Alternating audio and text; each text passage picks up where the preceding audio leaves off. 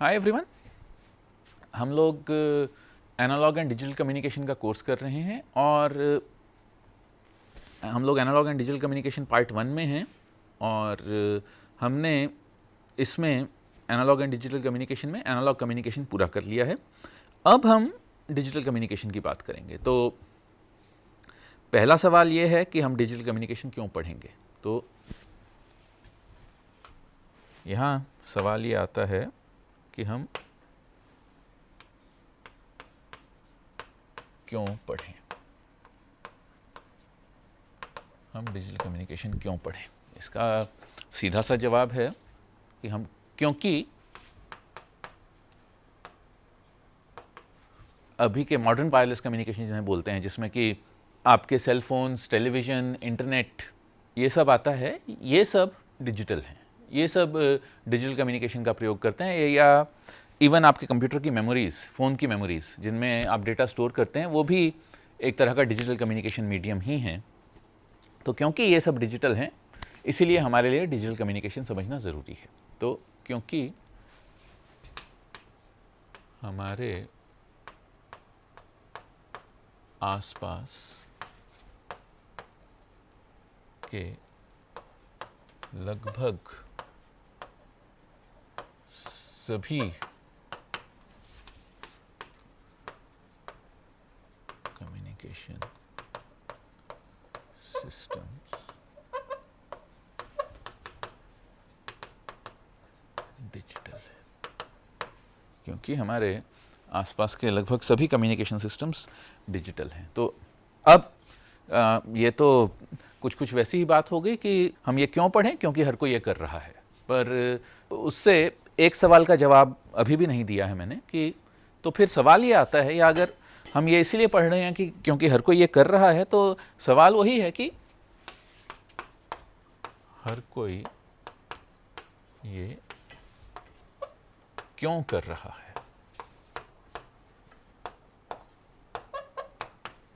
तो हर कोई digital communication क्यों कर रहा है। तो जो असल में सवाल है, वो मैं सवाल बदल देता हूं।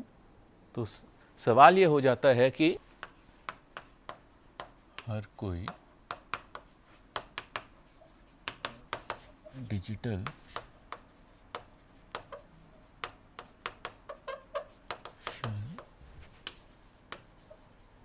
क्यों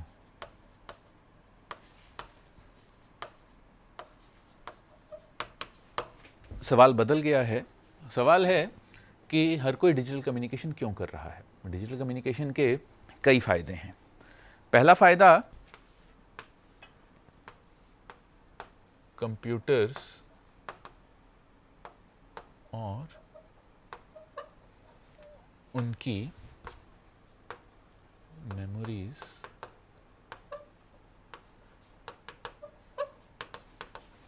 डिजिटल है।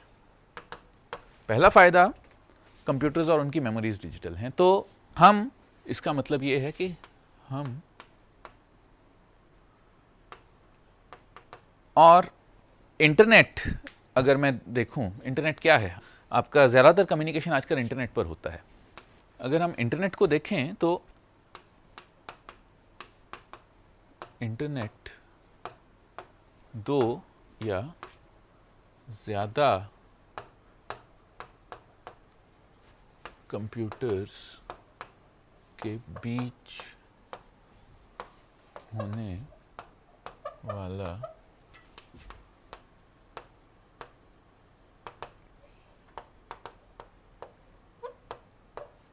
इंटरनेट दो या ज़्यादा कंप्यूटर्स के बीच में होने वाला कम्युनिकेशन ही है। आप अपने फ़ोन पर ये वीडियो देख रहे हैं, तब जो असल में हो रहा है कि आपका फ़ोन असल में एक सर्वर से बात करके डेटा डाउनलोड कर रहा है।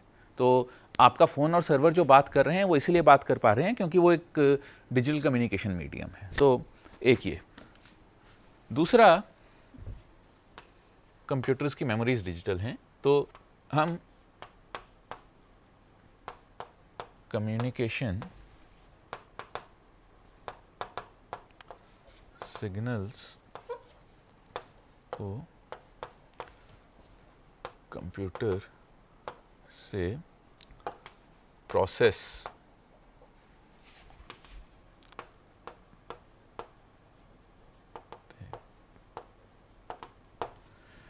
हम कम्युनिकेशन सिग्नल्स को कंप्यूटर से प्रोसेस कर सकते हैं। दूसरा फ़ायदा ये है,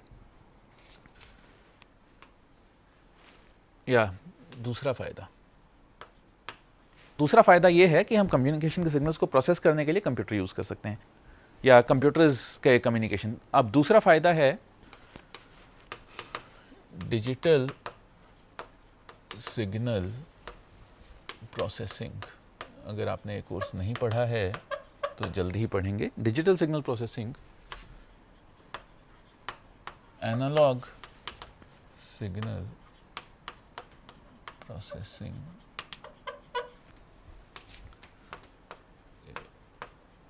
मुकाबले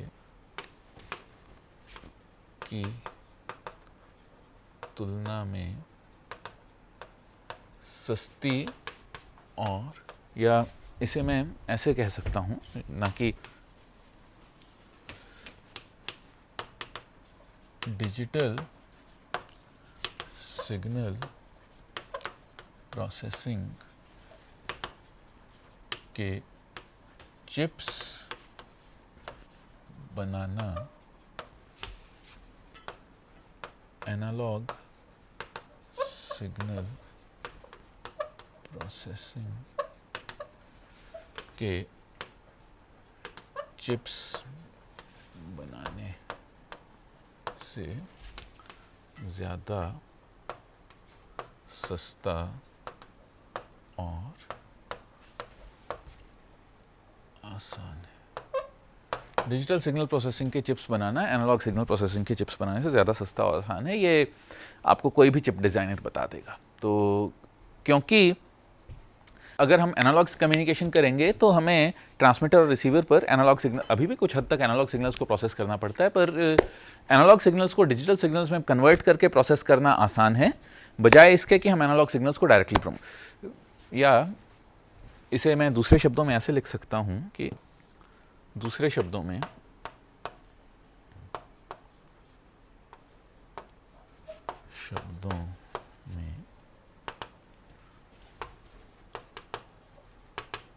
डिजिटल सिग्नल्स को एनालॉग सिग्नल्स में बदल कर प्रोसेस करना सस्ता और आसान है, बजाय एनालॉग सिग्नल्स को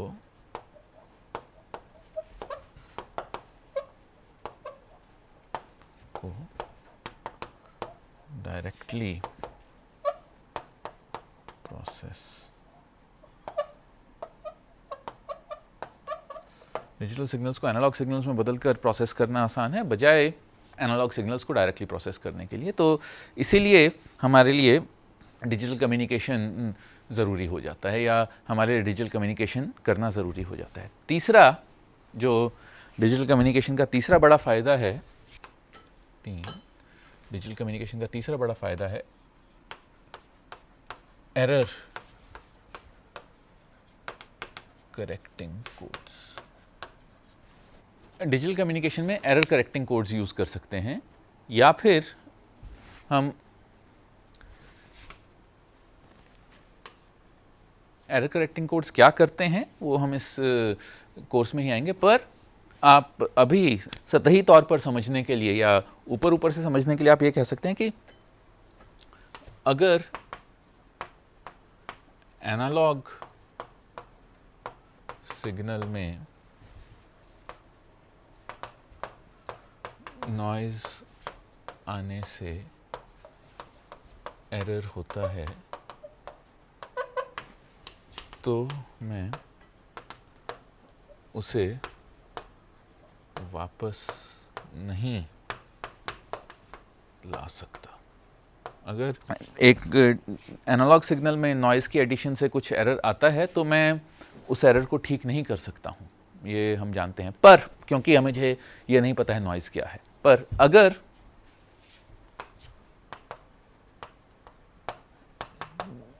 डिजिटल सिग्नल्स में नॉइज़ से एरर्स आते हैं तो हम कुछ हद तक, अब यहाँ पर मैं कुछ हद तक अलग रंग से लिखूंगा, कुछ हद तक या एक सीमा तक उन एरर्स को ठीक कर, तो हम एक सीमा तक उन एरर्स को ठीक, अगर डिजिटल सिग्नल्स में नॉइज़ के कारण एरर्स आते हैं तो हम कुछ हद तक, एक सीमा तक हम उन एरर्स को ठीक कर सकते हैं। तो ये डिजिटल सिग्नल प्रोसेसिंग या डिजिटल कम्युनिकेशन यूज़ करने का हमारा तीसरा बड़ा कारण है। नेचुरली एक और कारण ये है कि अब इसी कारण से, एरर करेक्टिंग कोड्स के कारण ही हम बार बार एरर करेक्टिंग कोड्स वाले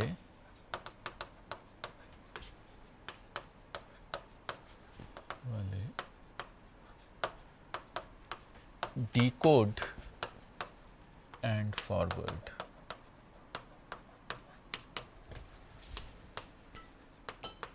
repeaters, decode and forward repeaters की बात भी हम इसी कोर्स में बाद में करेंगे, यूज़ कर सकते हैं। हम decode and forward repeaters use कर सकते हैं जिनसे कि हम सिग्नल को ज़्यादा अच्छे तरीके से रिकवर कर सकते हैं। तो ये तीन कारण हैं जिनके कारण हम डिजिटल कम्युनिकेशन सिस्टम्स का यूज़ करना चाहेंगे, या ये वो तीन कारण हैं जिनके कारण हम चाहते हैं कि हम डिजिटल कम्युनिकेशन सिस्टम्स यूज़ करें। तो अब अगर हम डिजिटल कम्युनिकेशन यूज़ करना चाहते हैं तो इसमें प्रॉब्लम क्या है? डिजिटल कम्युनिकेशन में भी कई प्रॉब्लम्स हैं, उन सभी प्रॉब्लम्स की बात हम टाइम आने पर करेंगे। तो अब हम डिजिटल कम्युनिकेशन में जो सबसे पहली चीज़ हम डिस्कस करेंगे वो है डिजिटल कम्युनिकेशन सिस्टम्स के एक ब्लॉक डायग्राम। आपको इस ब्लॉक डायग्राम के कई वेरिएंट्स मिल जाएंगे। तो यहाँ पर अभी हमारा काम होगा इस ब्लॉक डायग्राम को समझना कि डिजिटल कम्युनिकेशन सिस्टम काम कैसे करता है। तो ये मैं पहले लिख देता हूँ, ये डिजिटल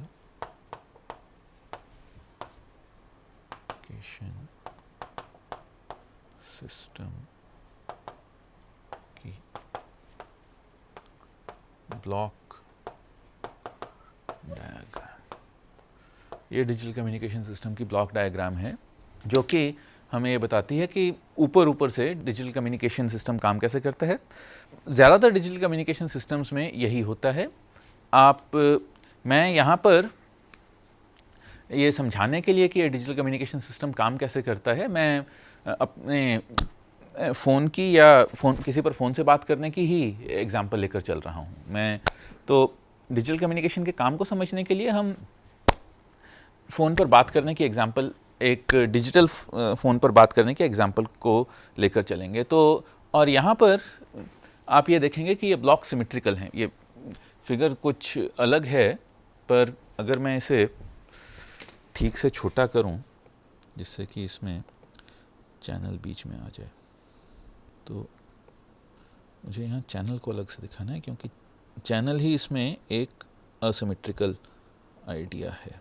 तो अब ये शायद कुछ ठीक है। तो हाँ, ट्रांसमिशन, चैनल, रिसेप्शन, अब ये कुछ हद तक सिमेट्रिकल है जहाँ पर चैनल बीच में है। तो और मैं चैनल को काला कर रहा हूँ।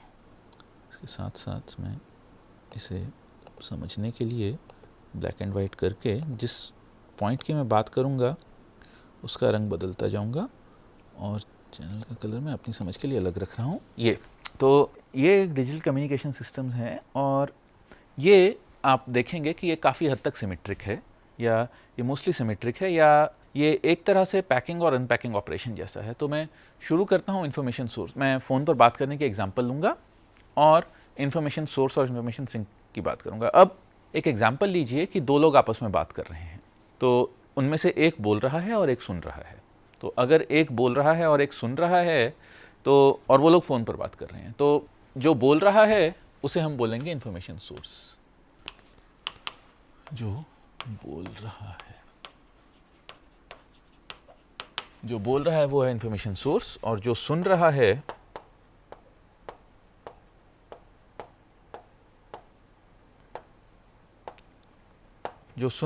वो है इंफॉर्मेशन सिंक। जो बोल रहा है वो इंफॉर्मेशन सोर्स है, जो सुन रहा है वो इंफॉर्मेशन सिंक है। अब अगर मैं फ़ोन पर किसी से बात कर रहा हूँ तो नेचुरली सबसे पहला जो काम होगा, मेरी आवाज़, अगर मेरे पास ये फ़ोन है, मेरी आवाज़ मेरे फ़ोन के माइक में जाएगी। तो पहले स्टेप में मेरी आवाज़ मेरे फ़ोन के माइक में जा रही है, तो ये माइक्रोफोन, मेरी आवाज़ मेरे फ़ोन के माइक्रोफोन में जा रही है, जहाँ वो उस स्पीच सिग्नल से, उस ऑडियो सिग्नल से जो कि मैं बोल रहा हूँ, ऑडियो सिग्नल्स या speech signals basically longitudinal waves होती हैं, तो वो ऑडियो सिग्नल एक इलेक्ट्रिकल सिग्नल में कन्वर्ट हो रहा है। तो ट्रांसड्यूसर का काम है, इनपुट सिग्नल कुछ भी हो सकता है, उसे एक इलेक्ट्रिकल सिग्नल में बदलना। तो ट्रांसमीटर ट्रांसड्यूसर का काम है, यहाँ फॉर्मेट की प्रॉब्लम है, इसे ये करते हैं स्लाइड्स ऐड करके और मैनुअली इन पर लिखते जाएंगे। मैं सभी डेफिनेशंस यहाँ लिखता जाता हूँ। इंफॉर्मेशन सोर्स जो बोल रहा है,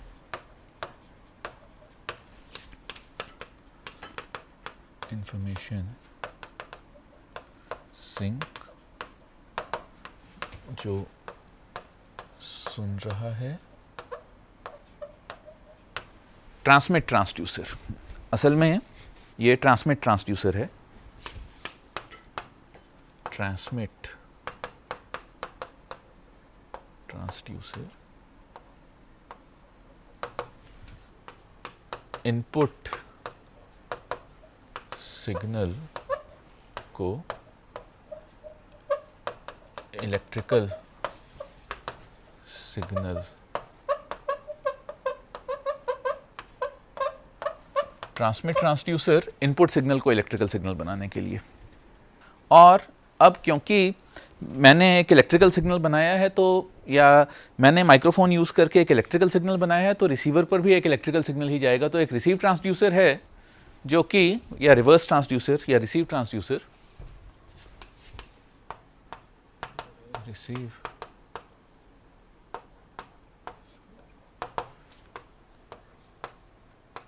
इलेक्ट्रिकल सिग्नल से साउंड सिग्नल, क्योंकि मैं बोल रहा हूँ, दूसरी साइड पर कोई सुन रहा है, तो उसे अपने फ़ोन के स्पीकर से आवाज़ आएगी, तो उसके साइड पर जो ट्रांसड्यूसर है वो स्पीकर है, जो कि फ़ोन में से आने वाले इलेक्ट्रिकल सिग्नल्स को वापस ऑडियो सिग्नल बनाता है, सिग्नल से वापस ऑडियो आउटपुट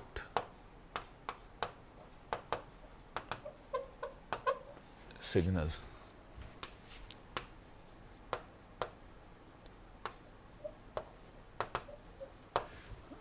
इसके बाद आता है analog to digital conversion. Transmit side पर एनालॉग टू डिजिटल कन्वर्जन होती है, यानी कि जो इनपुट वोल्टेज सिग्नल आपने दिया है, जो इनपुट वोल्टेज दी है आपने, उसे आउटपुट वोल्टेज या उस इनपुट, क्योंकि जो इनपुट पर आप वोल्टेज देंगे वो एक continuous time continuous valued signal है, यानी कि वो एक एनालॉग सिग्नल है। अब उस एनालॉग सिग्नल को डिजिटल सिग्नल में बदलना एनालॉग टू डिजिटल कन्वर्जन कहलाता है, क्योंकि हम डिजिटल कम्युनिकेशन कर रहे हैं। तो उस इनपुट एनालॉग सिग्नल को डिजिटल सिग्नल में बदलना एनालॉग टू डिजिटल कन्वर्जन कहलाता है, जो कि ट्रांसमिट साइड पर होता है। इसके बदले रिसीव साइड पर डिजिटल टू एनालॉग कन्वर्जन होता है, जहां पर कि हम जो डिजिटल सिग्नल हमें रिसीव हो रहा है उसे एक ऐसे एनालॉग सिग्नल में बदलते हैं जो कि आउटपुट ट्रांसड्यूसर पर जा सके। तो analog to digital conversion, digital to analog conversion, ये साथ में होते हैं। एनालॉग टू डिजिटल कन्वर्जन में होता है कि हमारे पास जो ट्रांसड्यूसर से इलेक्ट्रिकल सिग्नल आ रहा है, जो कि कंटिन्यूस टाइम कंटिन्यूस वैल्यूड है, इस पर ज़्यादा डिटेल में हम अगले लेक्चर में ही बात करेंगे, उसे एक डिजिटल सिग्नल या जीरोज और वंस के एक सीक्वेंस में बदलना। और रिसीव ट्रांसड्यूसर पर जो हम कर रहे हैं वो है कि हमारे पास जो, या रिसीव ट्रांसड्यूसर हमारे एनालॉग वोल्टेज सिग्नल को एक लॉन्गिट्यूडनल वेव या एक ऑडियो सिग्नल में बदलेगा, तो उसे जो इनपुट एनालॉग सिग्नल या इनपुट वोल्टेज सीक्वेंस चाहिए वो डिजिटल टू एनालॉग कन्वर्जन में होगा। तो जैसा आप देख सकते हैं, source, sink, transducer, receive transducer, analog to digital conversion, digital to analog conversion. हमारे पास एक सिग्नल आ रहा है, हम उसे पैक कर रहे हैं और जिस ऑर्डर में हम उसकी पैकिंग कर रहे हैं उसी ऑर्डर में हम उसकी अनपैकिंग कर रहे हैं। तो एनालॉग टू डिजिटल कन्वर्जन के बाद जो अगला स्टेप है वो है source coding. Analog to digital conversion से टू डिजिटल से हमारे पास एक डिजिटल या डिस्क्रीट टाइम या डिस्क्रीट वैल्यूड सिग्नल आता है। हमारे पास एक डिजिटल नहीं तो एक discrete time discrete valued signal आता है जिसमें कि बहुत सारी रिडंडेंसी हो सकती है। रिडंडेंसी क्या होती है? रिडंडेंसी मतलब जैसे अगर आप ये पिक्चर देखें तो इसमें एक बहुत बड़ा कंपोनेंट है जो कि वाइट है, या अगर आप किसी भी दीवार की फ़ोटो लें तो दीवार पर आपको एक जैसा ही कलर दिखेगा, बीच बीच में कुछ बदलाव हो सकते हैं। तो वो आपको एक दीवार की फ़ोटो भेजते हुए, इवन ये फ़ोटो भेजते हुए एक ही आइडिया को, एक ही टाइप की वैल्यूज़ को बार बार भेजने की ज़रूरत नहीं है। आप कुछ ऐसा कर सकते हैं कि उसमें से जो भी इंपॉर्टेंट इन्फॉर्मेशन है वो कैसे एक्सट्रैक्ट होती है, हम उस पर आएंगे। तो इस एनालॉग टू डिजिटल कन्वर्जन से हम इस डिस्क्रीट वैल्यू से जिसमें बहुत रेपिटिशंस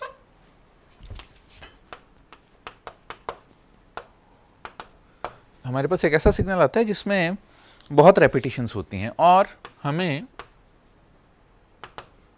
वो सब रेपिटिशंस भेजने की ज़रूरत नहीं है।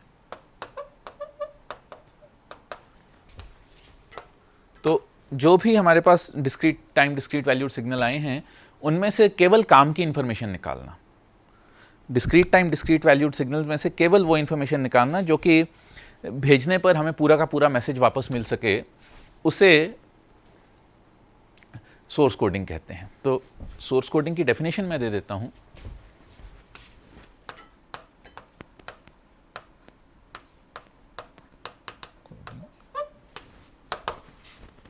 रिडंडेंसी हटाकर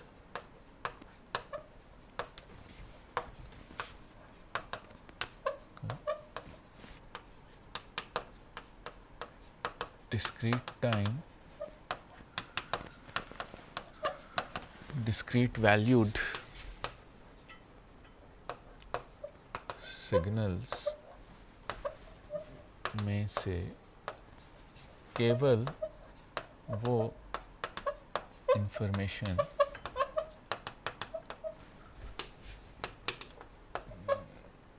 निकालना जो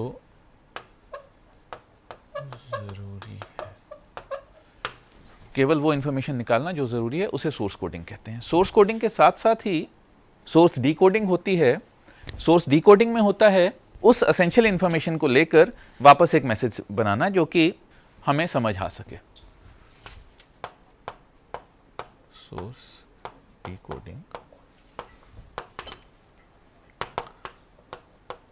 सोर्स कोडेड सिग्नल से वापस एक समझा जा सकने वाला मैसेज बनाना। सोर्स डिकोडिंग होती है सोर्स कोडेड सिग्नल लेकर उसमें से एक समझा जा सकने वाला मैसेज बनाना। एन्क्रिप्शन ज़रूरी नहीं है कि सब लोग करें। एन्क्रिप्शन होता है किसी भी सिग्नल को ऐसे प्रोटेक्ट करना कि किसी भी सिग्नल को डिजिटली एनक्रिप्ट करने का मतलब होता है, आपने अगर आप व्हाट्सएप यूज़ करते हैं आपने देखा होगा व्हाट्सएप पर लिखा आता है all WhatsApp chats are digitally encrypted, end to end encrypted. Encryption का मतलब होता है उसमें ऐसा कोड डालना जिसे कि आप जिसे चाहते हैं उसके अलावा वो सिग्नल और कोई ना रिसीव कर पाए या उस सिग्नल को और कोई ना समझ पाए। तो एनक्रिप्शन ऑप्शनल भी है और इस कोर्स के डिजिटल पार्ट में हम एनक्रिप्शन की बात नहीं करेंगे। तो एनक्रिप्शन और इसका उल्टा प्रोसेस होता है डिक्रिप्शन, कि जिससे कि आपका इंटेंडेड यूज़र, जिस यूज़र पर आप चाहते हैं कि वो डेटा ठीक से पहुंच जाए, वो दोनों उसे समझ सकें, तो उसे एनक्रिप्शन और डिक्रिप्शन कहते हैं। उसे या ये दोनों डिजिटल कम्युनिकेशन सिस्टम में होते हैं, पर हम सोर्स कोडिंग की बात करेंगे, हम एनक्रिप्शन डिक्रिप्शन की बात डायरेक्टली नहीं करेंगे। इसके बाद आती है चैनल कोडिंग।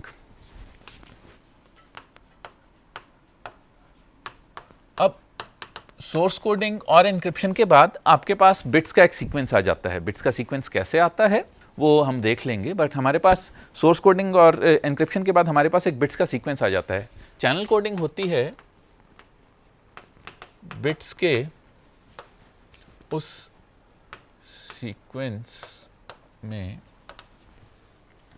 सीक्वेंस में एक्स्ट्रा रिडंडेंसी बिट्स ऐड करना, जिससे कि हम कुछ एरर्स से बच सकें। चैनल कोडिंग को एरर करेक्शन कोडिंग भी कहते हैं। तो इसका उल्टा प्रोसेस है चैनल डिकोडिंग, जहाँ पर कि हम वो एक्स्ट्रा बिट्स हटा लेते हैं जिसे यूज़ करके हम चैनल को डिकोड करेंगे। तो चैनल कोडिंग और चैनल डिकोडिंग पर हम बहुत डिटेल में बात करेंगे। अभी हो सकता है कि इस लेक्चर में ऐसे बहुत शब्द प्रयोग हो रहे हों जिनका मतलब अभी आपको पूरी तरह से समझ में ना आ रहा हो, तो ये बस एक इंट्रोडक्शन है। हम इन सभी टॉपिक्स पर बहुत या हमारा जो इस कोर्स के बाकी के 17 हफ्ते हैं वो सिर्फ और सिर्फ इस ब्लॉक डायग्राम को समझने में और इस ब्लॉक डायग्राम का हर ब्लॉक कैसे काम करता है उसी पर जाएंगे। और नेचुरली चैनल कोडिंग का उल्टा ऑपरेशन है चैनल डिकोडिंग, जिसे कि हम यहाँ करेंगे। तो चैनल कोडिंग के बदले हम चैनल डिकोडिंग करते हैं, जिसमें कि हम वो एक्स्ट्रा बिट्स हटाते हैं जो कि हमने एरर प्रोटेक्शन के लिए डाले थे, और साथ ही अगर कोई हमें एरर मिलता है हम उसे ठीक करते हैं। ये सब कैसे होता है इसकी बात हम करेंगे। अभी आपको इस बात से घबराने की ज़रूरत नहीं है कि ये क्या बोले जा रहा है, ये इस सब की बात हम आने वाले 17 हफ्तों में करेंगे।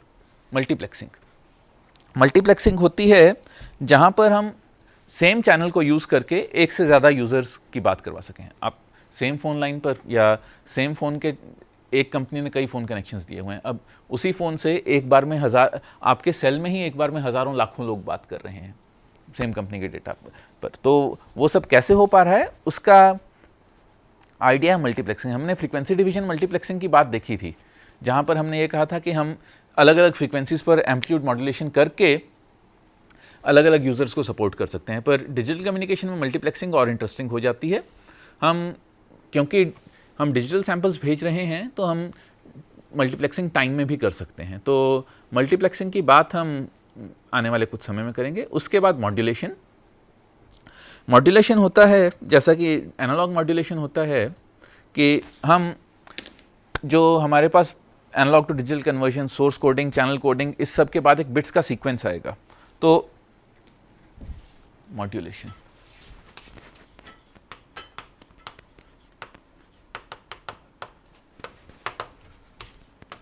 सोर्स, चैनल कोडिंग के बाद हमारे पास एक बिट सीक्वेंस या बहुत सारे बिट्स की एक श्रृंखला, सीरीज आ जाती है।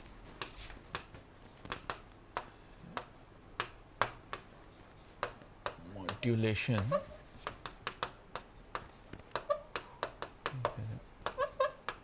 इस बिट सीक्वेंस को एक ऐसे एनालॉग वेवफॉर्म में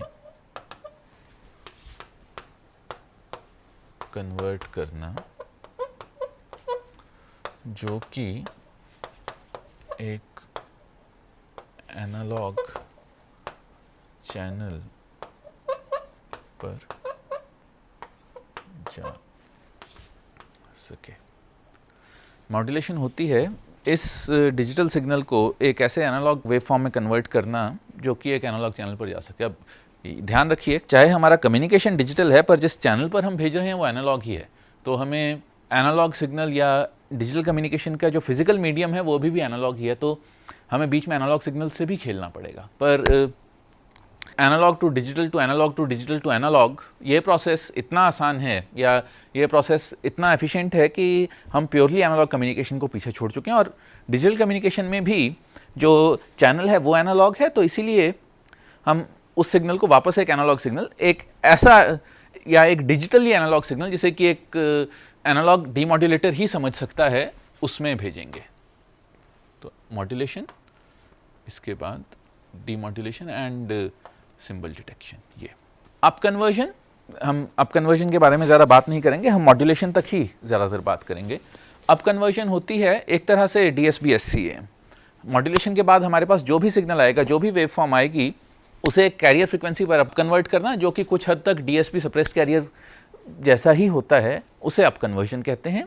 फाइनल स्टेप है ट्रांसमिशन, जहाँ पर कि हम उसे एक एंटीना से ट्रांसमिट करते हैं। जब वो एक चैनल से जाकर रिसीव होता है तो ट्रांसमिशन, रिसेप्शन। और अप कन्वर्जन के बदले हमारे पास आती है डाउन कन्वर्जन, चैनल कोडिंग के बदले चैनल डिकोडिंग, एन्क्रिप्शन के बदले डिक्रिप्शन, सोर्स कोडिंग के बदले। तो अब आप देख सकते हैं चैनल एक नॉइजी चैनल है, इसके बारे में भी हम आगे बात करेंगे। चैनल एक एनालॉग मीडियम है जिस पर से कि वो हमारा ट्रांसमिटेड सिग्नल होकर जाता है, जहाँ पर वो रिसीव होता है। और रिसेप्शन के बाद जो जो स्टेप्स हमने एनालॉग ट्रांसमिशन से पहले किए थे, वही स्टेप्स रिवर्स ऑर्डर में होते हैं, जहाँ पर कि हमें वो सिग्नल सुनाई देता है। तो अब हम ये सब कैसे करते हैं, बाकी का कोर्स यही है, और हम अगले लेक्चर से एनालॉग टू डिजिटल कन्वर्जन की बात शुरू करेंगे। Thank you.